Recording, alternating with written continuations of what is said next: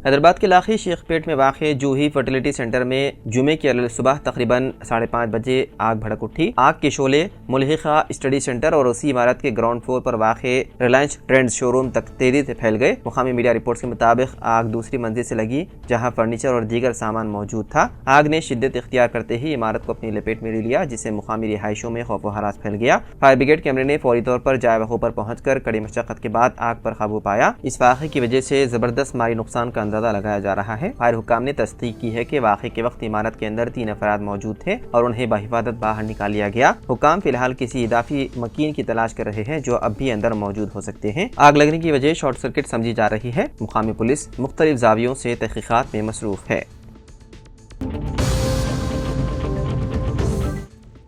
शहर के मदाफात में वाक़े इब्राहिमपट्टनम पुलिस स्टेशन हदूद में खानगी हॉस्टल में इंजीनियरिंग की तालिबा की इस्मत-ए-रेज़ी का वाक़या पेश आया। पुलिस ज़राए के मुताबिक खम्मम ज़िले से ताल्लुक़ रखने वाली तालिबा इब्राहिमपट्टनम मंडल मंगलपल्ली गेट के एक खानगी हॉस्टल में मुकीम थी और करीबी प्राइवेट इंजीनियरिंग कॉलेज में बीटेक साल अव्वल में ज़ेर तालीम है। हॉस्टल के नीचे एक रियल इस्टेट ऑफिस है। चहारशंबे की रात रियल इस्टेट एजेंट्स में से एक की सालगिरह तकरीब यहाँ मनाई गई। जब पार्टी चल रही थी, रात तकरीबन 11 बजे नलकुंडा ज़िले से ताल्लुक़ रखने वाला अजीत नामी 22 साल नौजवान हॉस्टल में तनहा मुकीम तलबा के कमरे में घुस गया और उसकी इस्मत-ए-रेज़ी की। वो भी सालगिरह पार्टी में शरीक था, लेकिन दरमियान में ही वहां से निकलकर तलबा के कमरे में घुस गया। बताया गया है कि मुल्जिम अजीत पहले हॉस्टल के मालिक के लिए कार ड्राइवर का काम करता था और हॉस्टल में भी रह चुका है। पुलिस ने इस मामले में केस दर्ज करते हुए तहकीकात में है मसरूफ।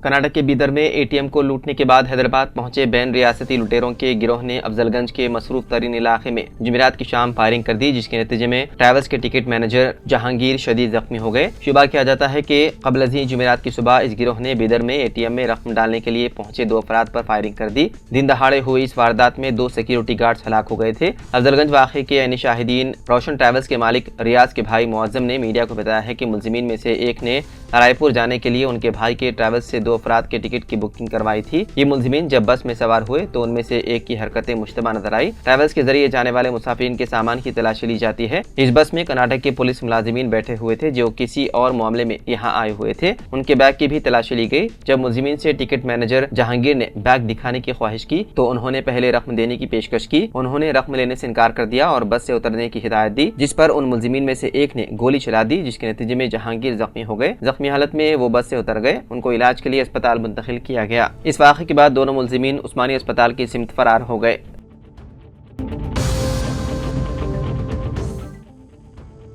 बॉलीवुड अदाकार सैफ अली खान पर हमले के मामले में पुलिस ने एक मुश्तबा शख्स को हिरासत में ले लिया। मीडिया ज़राए के मुताबिक ये मुश्तबा शख्स देखने में बिल्कुल वैसा ही है जैसा कि सीसीटीवी फुटेज में नजर आया था। पुलिस ने उसे हिरासत में लेकर तफ्तीश शुरू कर दी। डीसीपी मुंबई के मुताबिक गिरफ्तार मुश्तबा शख्स हाउस ब्रेकिंग के कई मुकदमात में मतलूब है। पुलिस उसे पहले भी गिरफ्तार कर चुकी है और इससे मजीद तफसीलात हासिल करने की कोशिश की जा रही है। ये वाक़या 16 जनवरी की रात मुंबई के बांद्रा में सैफ अली खान के अपार्टमेंट में पेश आया। हमलावर, जो मुबैना तौर पर चोरी की नीयत से दाखिल हुआ था, ने बच्चों के कमरे में दाखिल होकर सैफ पर छुरी से वार किए। मुज़ाहमत के दौरान सैफ अली खान जख्मी हो गए और उन्हें फौरी तौर पर लीलावती अस्पताल ले जाया गया, जहां उनकी सर्जरी की गई। डॉक्टरों ने उनकी रीढ़ की हड्डी से 2.5 इंच का धारदार टुकड़ा निकाला। खुशकिस्मती से अब वो खतरे से बाहर है और तिब्बी निगरानी में है।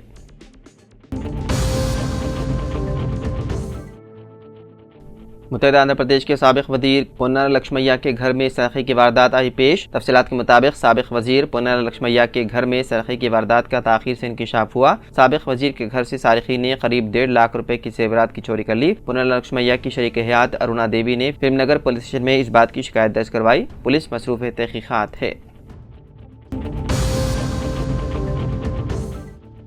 हैदराबाद नुमाइश में कल एक हादसा टल गया। जुमेरात को रेंजर नामी मशीन में ब्रिंग खराब हो गया, जिसकी वजह से बड़ा झूला हवा में कुछ देर रुक गया। इस झूले में सवार अफराद कुछ देर के लिए परेशान हो गए। मुंतजिमीन ने फौरी झूले को रोक दिया, जिसके नतीजे में झूले में बैठे हुए कुछ लोग लम्हों तक खौफ की हालत में चीखते रहे। वहाँ मौजूद पुलिस और दीगर अमले ने फौरी मरम्मत के काम किए। फिर आखिर झूले में बैठे हुए अफराद को बहिफाजत नीचे उतार लिया गया, जिस पर उन्होंने राहत की सांस ली। ज़राए के मुताबिक बैटरी की खराबी की वजह से ये झूला रुक गया था।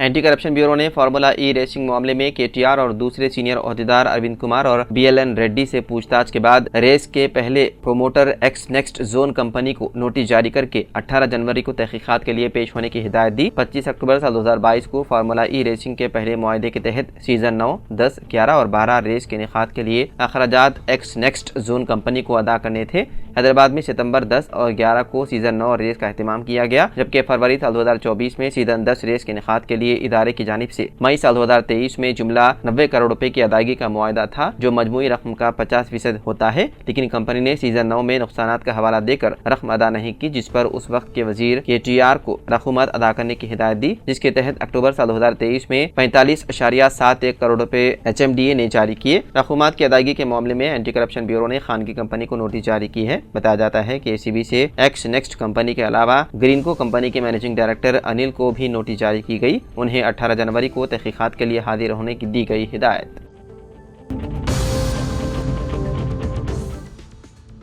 तेलंगाना के मशहूर मारूफ सीनियर एडवोकेट मोहम्मद अब्दुल बारी फारूकी का मुख्तसर से अदालत के बाद जुमेरात की शब 8 बजे हैदराबाद में उनकी क़यामगाह वाक़ हबीबनगर मल्लेपल्ली में इंतकाल हो गया। उनकी उम्र 100 बरस थी। उन्होंने पुलिस एक्शन के बाद 30 साल तक करीमनगर में फौजदारी के माहिर वकील की हैसियत से अपनी शख्सियत का लोहा मनवाया। बाददा वो हैदराबाद मुंतकिल हो गए, जहाँ उन्होंने हाई कोर्ट और दूसरी अदालतों में अपनी शानदार प्रैक्टिस का एक और रिकॉर्ड कायम किया। वो एक अरसे तक पायगा के रिसीवर भी थे। नमाज जनाजा आज बाद नमाज जुमा शाही जामा मस्जिद बाजार घाट में अदा की गई और तदफीन मुल्हिका कब्रिस्तान में अमल में आई।